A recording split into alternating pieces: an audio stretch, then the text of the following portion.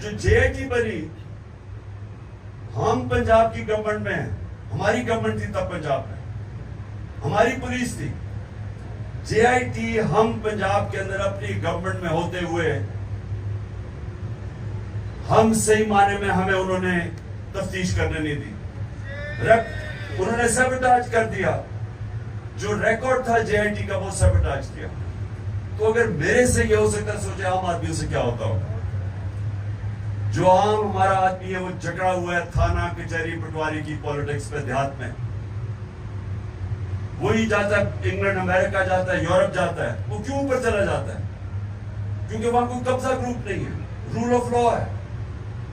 वहां कोई ताकतवर कमजोर की जमीन पे कब्जा नहीं करता, क्योंकि कब्जा ग्रुप तो कमजोर की जमीन पे करता है। लेकिन वहां कमजोर को तहफ्फुज है, कानून है वहां।